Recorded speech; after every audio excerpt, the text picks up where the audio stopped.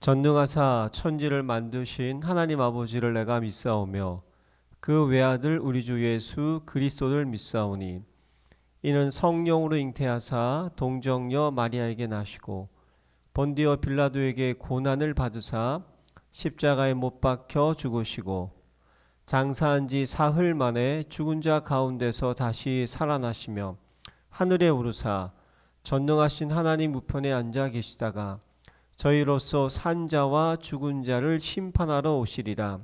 성령을 믿사오며 거룩한 공회와 성도가 서로 교통하는 것과 죄를 사하여 주시는 것과 몸이 다시 사는 것과 영원히 사는 것을 믿사옵나이다. 아멘. 하나님 아버지가 주신 영적 신분 선포문. 나는 전능하신 창조주 하나님의 당당한 자녀다. 나는 이전 것에서 완전히 거듭난 새로운 피조물이다. 나는 그리스도 예수 안에서 완전한 자로 다시 태어났다. 나는 하나님의 사랑을 받는 보배롭고 존귀한 자이다. 나는 모든 것을 가진 부자요 이 시대의 복의 근원이다. 나는 캄캄하며 혼돈하고 공허한 이 세상을 비추는 생명의 빛이다. 나는 능력을 주시는 성령 안에서 무엇이든지 할 수 있는 자다. 나는 하나님의 자녀로서 주께서 주신 하늘과 땅의 상속자다. 나는 세계복음을 위해 선택받은 왕같은 제사장이다. 나는 천만 천사의 보호와 하늘의 영광을 누리는 하늘나라 백성이다. 아멘. 행복한 정시기도 시간입니다. 한 주 동안 집중으로 드려야 될 말씀이 계시록인데요. 4장과 5장을 보면 일곱 인을 떼기 전에 드린 하늘 예배가 나옵니다. 계시록을 잘 안 하지만 순서를 따라 하다 보니까 어쩔 수 없이 계시록을 하는데 또 신천지나 많은 이단들 때문에도 꼭 해야 됩니다. 일곱 인을 떼기 전에 분명히 하늘 예배가 먼저 드려집니다. 하늘 보좌가 먼저 움직인다는 거죠. 그래서 우리는 이렇게 기도하라. 우리가 할 일이 뭐냐? 기도하는 것밖에 없어요. 다른 거 없습니다. 자, 마태복음 6장 9절로 13절에 그러므로 너희는 이렇게 기도하라. 하늘에 계신 우리 아버지여, 이름이 거룩히 여김을 받으시오며 나라가 임하시오며 뜻이 하늘에서 이루어진 것 같이 땅에서도 이루어지이다. 오늘 우리에게 일용할 양식을 주시옵고 우리가 우리에게 죄 지은 자를 사하여 준 것 같이 우리 죄를 사하여 주시옵고 우리를 시험에 들게 하지 마시옵고 다만 악에서 구하옵소서. 나라와 권세와 영광이 아버지께 영원히 있사옵나이다. 아멘. 주님이 제자들에게 가르쳐준 기도문입니다. 축복하시고 응답하실 분이 낸 기도 제목입니다. 그게 틀림없이 기도응답이 오는 거죠. 다른 기도를 할 수 있으면 하지 마시고 우리가 아무리 바쁘고 힘들어도 이 기도만 해도요 내 인생이 차고 넘칠 것입니다. 자, 보세요. 너희는 이렇게 기도하라. 주기도문은 세 가지 단락으로 되어 있습니다. 하나님께 주신 미션이 세 가지가 있습니다. 이 땅에 진짜 우리가 해야 될 미션이 있는 거예요. 무슨 미션이냐? 세 가지. 하나님의 이름이 거룩히 여김을 받게 해달라.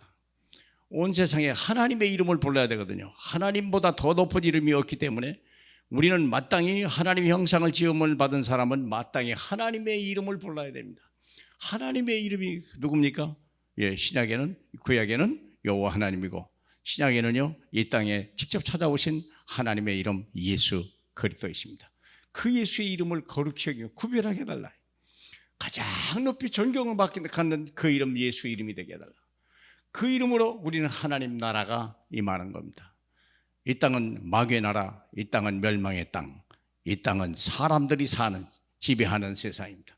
그래서 멸망의 땅이 하나님 나라, 하나님이 주가 되시고 하나님이 친히 다스리시는 나라가 임하게 없어서, 그래서 그 뜻이 이 땅에 이루어지게 없어서 전도가 되어지고 수많은 영혼이 주께 돌아오라면 예수 이름을 부르고 그 마음속에 이제는 그 영혼이 하나님 나라에 속하고 이 땅에서 세상을 정복하고 변화시키고 축복하는 그 하나님의 뜻이 이루어지게 해달라. 이게 우리에게 주신 기본 미션입니다. 그런데 우리는 문제가 세 가지죠. 이 문제 속에 답을 찾아라. 세 가지 올무가 있습니다. 인생의 세 가지 올무. 하나님이 일하고 싶은데, 바르게 살고 싶은데 세 가지 올무가 있어요.